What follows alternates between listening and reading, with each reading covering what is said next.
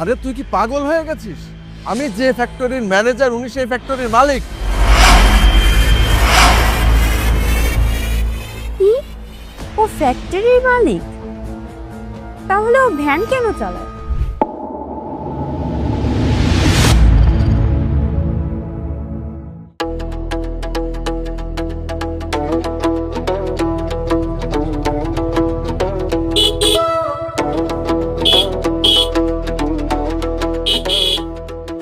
কে এই বেয়াদবটা?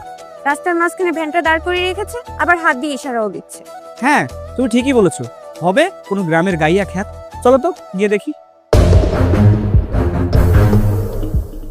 এই কে রে তুই? রাস্তার মাঝখানে ভ্যানটা দাঁড় করিয়ে রেখেছিস, কতক্ষণ ধরে হর্ন দিচ্ছিস, শুনতে পাচ্ছিস না? আরে দীপ্ত, তুই তুই এখানে কি করছিস? আরে সৈকত, তুই এখানে? আরে আর বলিস না, ভ্যানটা হঠাৎ করে স্টার্ট বন্ধ হয়ে গেছে।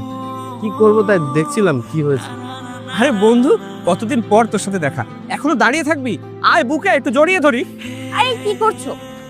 ওর হাত দেখেছো কতটা নোংরা? এই অবস্থায় তুমি ওকে জড়িয়ে ধরবে? আর তাতে কি হয়েছে? তুমি ওকে চেনে নাও, আমার ছোটবেলার বন্ধু। এখন কৃষিকাজই করে, গ্রামেই থাকে। আর বলছে না যে ভ্যানটা নষ্ট হয়ে গেছে, তাই হয়তো ঠিক করছিল, এই জন্য হাতে নোংরা লেগে গেছে। তো কি এমন হয়েছে জড়িয়ে ধরলে? তারপরও তোমার একটা স্ট্যান্ডার্ড আছে। তুমি কত বড় কোম্পানির একটা ম্যানেজার, তুমি এই সামান্য কৃষককে জড়িয়ে ধরবে? আর তাছাড়াও তুমি যদি ওকে জড়িয়ে ধরো, তোমার এই দামি পোশাকটাও নষ্ট হয়ে যাবে। আরে তাতে কি হয়েছে? ও আমার ছোটবেলার বন্ধু, কতদিন পর ওর সাথে দেখা, সামান্য একটা পোশাকই তো নষ্ট হবে, তাতে কি এমন ক্ষতি? এদের থেকে না একটু দূরে থাকাই উচিত। এরা বড় লোকদের সাথে মেশে শুধুমাত্র নিজেদের লেভেল তৈরি করার জন্য। আর একটা কথা, আমি তো জানতাম না তোমার এই লেভেলের বন্ধুও আছে। জানলে আমি কখনো গ্রামেও আসতাম না। আচ্ছা সৈকত, এই ম্যাডামটা কে বলতো? সে কখন থেকে আমাকে অপমান করে যাচ্ছে। আমার মনে হচ্ছে উনি একটু বেশি ভিআইপি। আরে আর বলিস না, আমরা শহরে একসাথেই পড়াশোনা করতাম। আর ওই যে গ্রামে বড় ফ্যাক্টরিটা হয়েছে না, ওর ভাই হচ্ছে ওই ফ্যাক্টরির ম্যানেজার। আরে তুমি আমার ভাইয়ের কথা ওকে কেন বলছো? আমার ভাইকে যদি বলি ও আমার সঙ্গে বিয়াদবি করেছে, ওর অবস্থা পুরো খারাপ করে দেবে। তখন তোকে না খেয়ে মরতে হবে। আর এইসব জমি দেখতে পাচ্ছিস না, এই সকল জমি আমার ভাইয়ের। আর সেই সব জমিতে তোরা কৃষি কাজ করিস, কামলা দিস। এই ম্যাডাম, আপনি কিন্তু কৃষকদেরকে ছোট করে কথা বলছেন কেন? যারা কৃষি কাজ করে তাদের কি সম্মান নেই? তারা কি মানুষ না? কি সম্মান?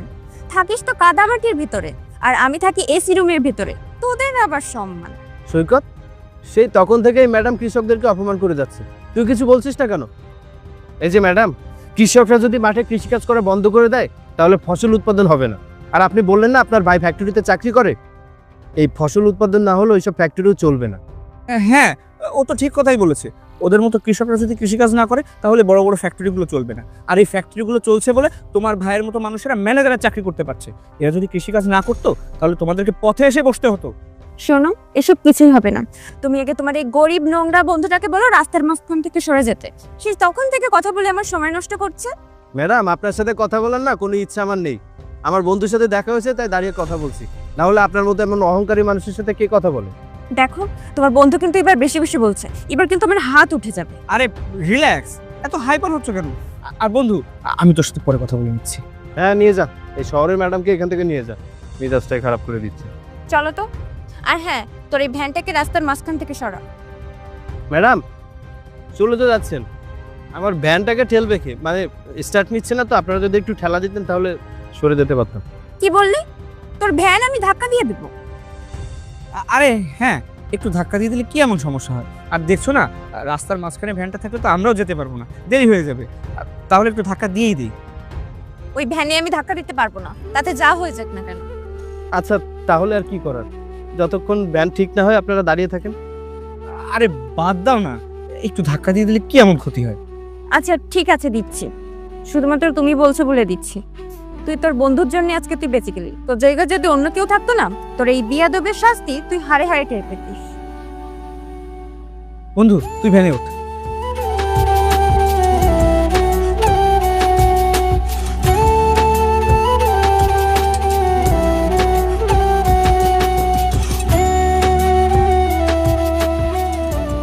থাক থাক থাক, হয়েছে হয়েছে।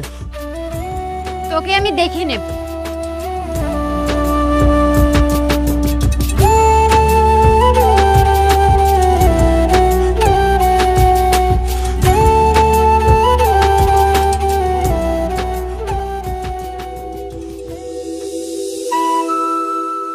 সৈকত, এ কি ভাইয়া, আপনি এখানে?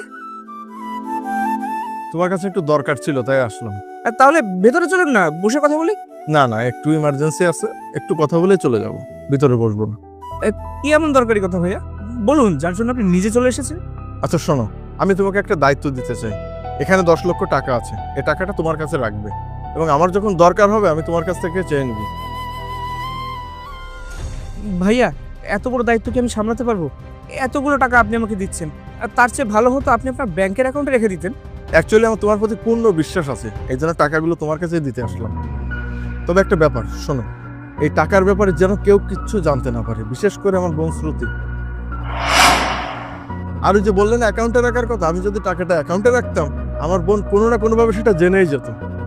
আচ্ছা ঠিক আছে ভাইয়া, আপনি কোনো চিন্তা করবেন না, আমি টাকাগুলো রাখছি, এবং আপনি যখন আমাকে বিশ্বাস করেছেন আপনার ভরসার মর্যাদা আমি অবশ্যই রাখবো।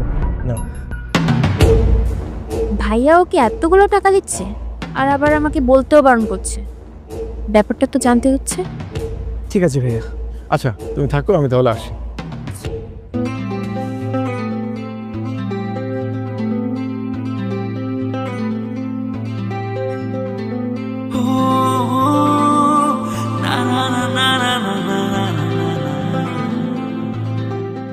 ভাই খেলবেন? পরে খেলবো, তোরা খেল।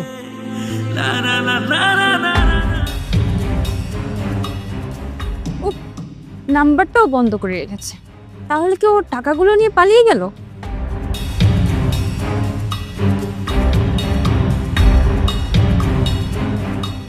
ওই যে সেই গরিবটা না, ওর কাছে জিজ্ঞেস করি, ও হয়তো বা জানতে পারে।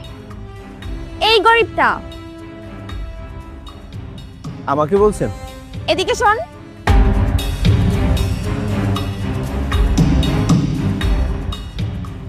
আপনি কি বললেন? গরিবটা মানে? গরিবটা কি কারো নাম হতে পারে নাকি? আমার একটা নাম আছে, আমার নাম দীপ্ত। সে যাই হোক, তোর নাম শোনার জন্য আমি এখানে তোকে ডাকিনি। তোর ওই যে বন্ধু আছে না সৈকত, সে কোথায়? হ্যাঁ, সৈকত আমার বন্ধু। আর শুধু আমার বন্ধু তো না, আপনারও তো বন্ধু। কেন আপনি জানেন না কোথায় আছে? আমি যদি জানতাম তাহলে তোকে জিজ্ঞেস করতাম। বল সৈকত কোথায়? ওই দিন আপনাদের সাথে যখন দেখা হয়েছিল ওইটা লাস্ট, তারপরে আর দেখা হয়নি। কিন্তু কি এমন হয়েছে যে ওকে খুঁজছেন? আচ্ছা, আমার তো মনে হচ্ছে তুইও ওর সঙ্গে জড়িত আছিস, তোরা দুইজন ওই টাকাটা নিয়ে পালাবি। কি সব আজে বাজে বলছেন? কিসের টাকা? আমি আমি কিছুই বুঝতে পারছি না, আমি কিছু জানি না। দেখ, আমার সঙ্গে নাটক করিস না, আমি খুব ভালো করেই জানি তোরা দুজন অতগুলো টাকা দেখে লোভ সামলাতে পারিস না। দেখুন ম্যাডাম, আপনি শুধু শুধু আমার সময় নষ্ট করবেন না। আমি এসব টাকা পয়সার ব্যাপারে কিছুই জানি না। আপনি বিনা কারণে আমাকে দোষ দিয়ে যাচ্ছেন। আমি গেলাম। এই দাঁড়া, এখানে দাঁড়া, কোথাও যাবি না। আগে বল সৈকত কোথায়? এটা কোন ধরনের বেয়াদবি? হ্যাঁ দেখুন ম্যাডাম, আপনাকে আমি কিছু বলছি না তার মানে এই না যে আমি কিছু বলবো না। যতক্ষণ না তুই সত্যি বলবি আমি তোকে কোথাও যেতে দেবো না। এবার কিন্তু একটু বেশি হয়ে যাচ্ছে। ছোট লোকের বাচ্চা, কি করবি তুই? গরিব ছোট লোক কোথাকার। দেখুন ম্যাডাম, আপনাকে এবারের মতো ছেড়ে দিলাম, কিন্তু এর পরেও যদি এমন বেয়াদবি আমার সাথে করেন তাহলে হাতটা এখানে থেমে থাকবে না, আপনার গায়ে উঠে যাবে। তোর কত বড় সাহস, তুই আমার গায়ে হাত তোলার চেষ্টা করলি? তোকে তো আপনার মন যা চায় আপনি তাই করতে পারেন।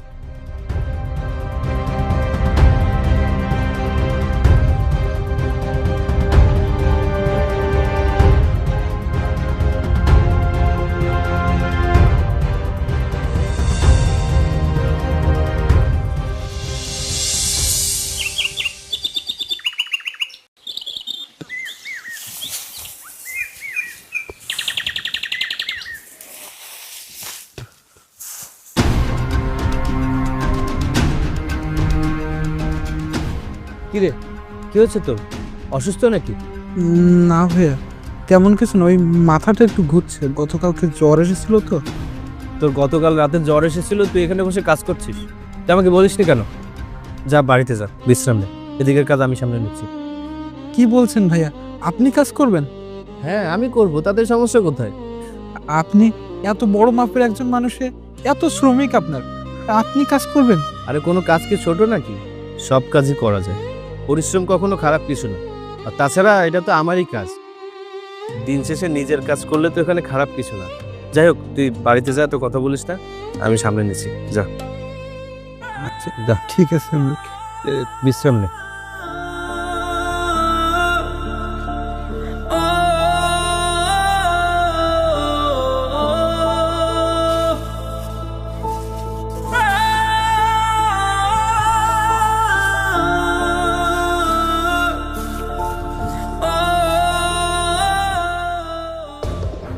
একটা মিনিট, ওই মেয়েটা বললো সৈকতকে খুঁজে পাচ্ছে না, তাহলে ও গেল কোথায়?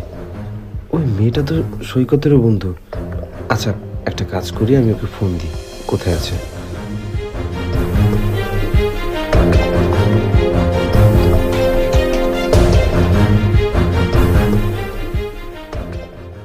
ফোনটা তো বন্ধ পাচ্ছে, তার মানে কি মেয়েটা ঠিক বলেছে?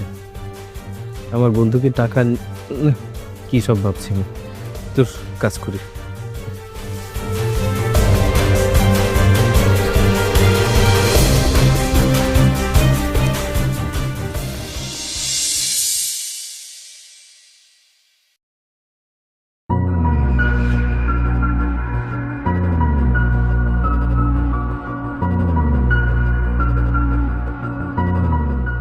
শ্রুতি, সৈকত, তুমি? তোমার ভাইয়া কোথায়? সৈকত, তুমি কোথায় ছিলে? তুমি জানো তোমাকে আমি কত খুঁজেছি, কত চিন্তা করেছি। কিন্তু কেন? আমি তো শহরে গিয়েছিলাম, দরকারি একটা কাজ করে গিয়েছিল এজন্য। একটা সত্যি কথা বলবে? সত্যি কথা? কি সত্যি কথা বলো? আমার ভাইয়া কি তোমাকে টাকা দিয়েছে? কই না তো, তোমার ভাইয়া তো আমার কোনো টাকা দেয়নি। দেখো, একদম মিথ্যে কথা বলবে না। আমি নিজের চোখে সব দেখেছি আর সব শুনেছিও। হ্যাঁ দিয়েছে, মানে টাকাগুলো আমার কাছে রাখতে দিয়েছে, আর টাকাগুলো নিরাপদে সুরক্ষিতই আছে। তুমি টাকাগুলো আমাকে দাও, টাকাগুলো আমার খুব প্রয়োজন। না না, এই টাকাগুলো আমি তোমাকে দিতে পারবো না। তোমার ভাই অনেক বিশ্বাস করে আমার উপর আস্থা রেখে টাকাগুলো আমাকে দিয়েছে। এই টাকাগুলো যদি আমি তোমাকে দিয়ে দেই, তাহলে তোমার ভাইয়ের বিশ্বাস ভঙ্গ করা হবে। দেখো, তোমাকে সাবধান করে দিচ্ছি, তুমি টাকাগুলো একটা বারও আমার কাছে চাইবে না। আরে, আমি তো তোমার সাথে মজা করছিলাম। আমি তো সত্যি সত্যি টাকাগুলো চাইনি, তোমাকে একটু পরীক্ষা করছিলাম তুমি টাকাগুলো দাও কিনা। ঠিক আছে, কিন্তু নেক্সট টাইম আমাকে আর এমনভাবে পরীক্ষা করার কোনো প্রয়োজন নেই। আমি এখন আসি, তোমার ভাইয়ের সাথে আমি পরে কথা বলে নেব। বুঝেছি, ও আমাকে ভালোই ভালোই টাকাগুলো দিবে না। টাকাগুলো পেতে হলে আমাকে অন্য ব্যবস্থা করতে হবে। এই ওয়েটার,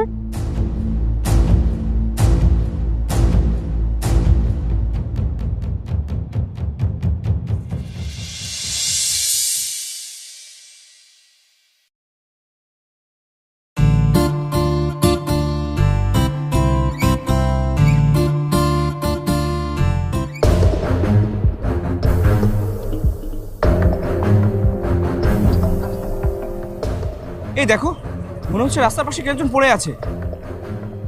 হ্যাঁ বিপদে পড়েছে হয়তো। চলো না গিয়ে দেখি।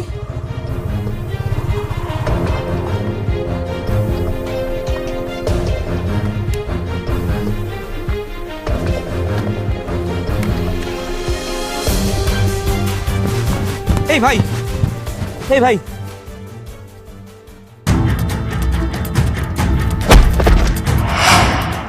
কি কে হইছে ভাইয়া? তোমরা কারা? আমাকে মারছো কেন?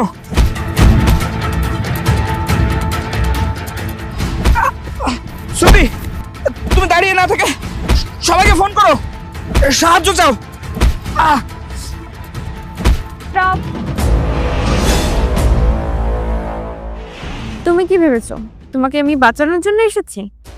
আরে আমি তো ওদেরকে ভাড়া করে নিয়ে এসেছি তোমাকে মারার জন্য। কি বললে? তুমি আমাকে মারার জন্য ওদেরকে নিয়ে এসেছো? কিন্তু আমি কি করেছি তোমার সাথে তুমি আমার সাথে এমনটা করছো?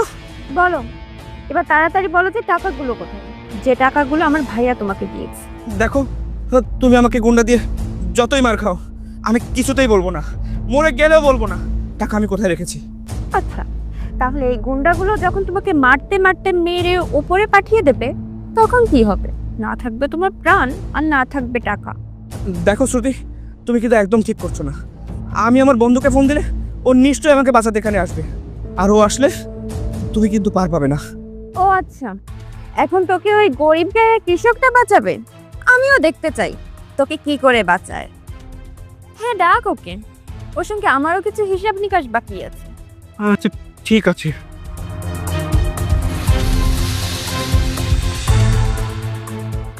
বন্ধু, বন্ধু আমাকে বাঁচা, আমি তালবনের মাঠে আছি।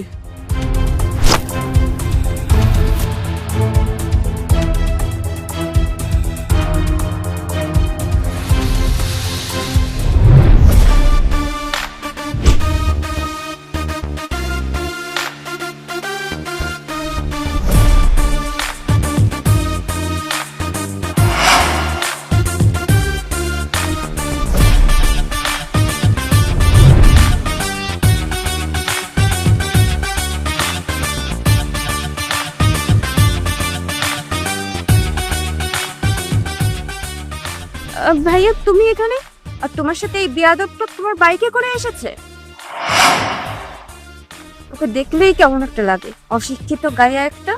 চুপ কর, তুই জানিস উনি কে? তুই কার সম্পর্কে কি বলছিস? চুপ করুন ম্যানেজার সাহেব, ওনাকে বলতে দিন, উনি যা চায় সেটা বলুক। আচ্ছা সৈকত, তুই আমাকে ফোন দিয়ে এখানে আসতে বললি, কি হয়েছে বলতো? আরে ওই যে গুন্ডাগুলো তোদের দেখে পালালো, ওদেরকে শ্রুতি এনেছিল আমাকে মারার জন্য। তোকে যদি না ডাকতাম আমাকে বাঁচানোর জন্য, তাহলে হয়তো আজকে আমাকে মেরেই ফেলতো। শ্রুতি, ওইগুলো কি বলছে? গুন্ডাগুলো তুই ভাড়া করে এনেছিলি? আসলে ভাইয়া হয়েছে কি, ভাই আমি বলছি, আপনি আমাকে যে টাকাগুলো দিয়েছিলেন রাখার জন্য, ওই টাকাগুলো শ্রুতি চেয়েছিল, আমি ওকে দেইনি বলে ও গুন্ডা ভাড়া করে এনে আমাকে মেরেছে। ছি ছি ছি, তুই এতটাই নিচে নেমে গেছিস? সামান্য কিছু টাকার জন্য তুই এত নিচে নামতে পারলি? আরে ওই টাকাগুলো তো আমি ওকে দিয়েছিলাম তোর বিয়ের জন্য। এ যাবৎকাল যত টাকা রোজগার করেছি সব তোকে দিয়েছি, সব তো বেহিসাবি ভাবে খরচ করে ফেলেছিস। তোর ভবিষ্যতের জন্য, তোর বিয়ের জন্য কিছু হলে তো রাখতে হবে। আর ওইগুলোই হচ্ছে সেই টাকা যেগুলো আমি তোর জন্য জমিয়েছিলাম। ম্যানেজার সাহেব, আপনার বোনকে আপনি চেনেন না। আপনার বোন যে কেমন ধরনের মেয়ে সে সম্পর্কে আপনার কোনো ধারণাই নেই। উনি একজন অহংকারী এবং অসভ্য। কি বলছেন স্যার, আপনি আমার বোনকে চিনেন? ভাইয়া আমি তো একটা জিনিস কিছুতেই বুঝতে পারছি না, তুমি এই গায়াটাকে বারবার স্যার কেন বলছো? তুমি কোথায় নাম করে একটা কোম্পানির ম্যানেজার, আর এ তো একটা সামান্য কৃষক। আরে তুই কি পাগল হয়ে গেছিস? আমি যে ফ্যাক্টরির ম্যানেজার, উনি সেই ফ্যাক্টরির মালিক। কি, ও ফ্যাক্টরির মালিক? তাহলে ও ভ্যান কেন চালায়, আর পোশাকের এই অবস্থা কেন? পোশাক? পোশাকে কি যায় আসে? পোশাক দেখে কি বোঝা যায় কে ধনী আর কে গরিব? পোশাক তো শুধুমাত্র একটা আবরণ মাত্র। এটা লজ্জা নিবারণ করার মতো একটা জিনিস। তা দেখে ধনী গরিব নির্বাচন করা যায় না। মনুষ্যত্বটা মানুষের মনের ভেতরে থাকে, পোশাকে না। আর হ্যাঁ, ওই দিন আমি ভ্যান চালাচ্ছিলাম। কেন, ভ্যান চালানো খারাপ কিছু? আর হ্যাঁ, আমি মানছি আমি কৃষক। কৃষিকাজ কি খারাপ? আরে কৃষকরা কাজ করে বলেই তো আপনারা ফ্যাক্টরি চালাতে পারেন। আপনারা এই যে বিলাসবহুল জীবনযাপন করতে পারেন, এসব দামি দামি পোশাক পরতে পারেন, ভালো ভালো খেতে পারেন। কৃষকরা যদি না থাকতো তাহলে এভাবে আর চলতে হতো না, না খেয়ে মরে যেতেন। কৃষকদের সম্মান দিতে সমস্যা কোথায়? তারাও তো মানুষ। স্যার তাহলে আপনি ওই দিন কেন বললেন না যে আপনি ফ্যাক্টরির মালিক?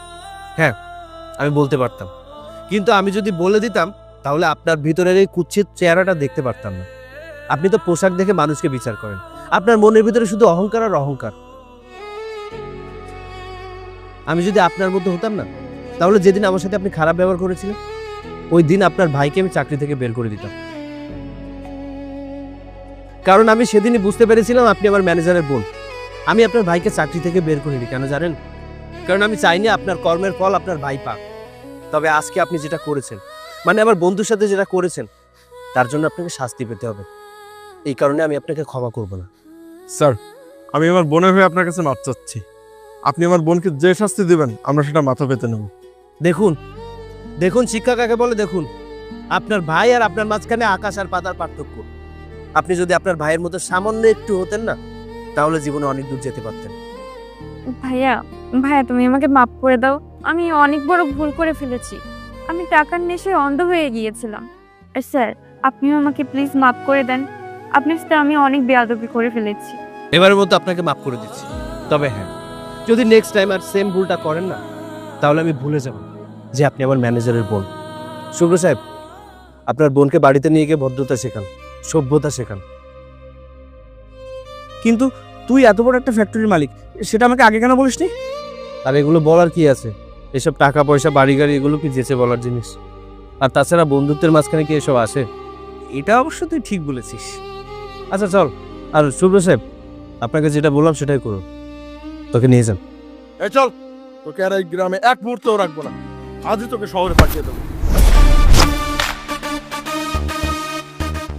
তবুও একবার বলতে পারতিস।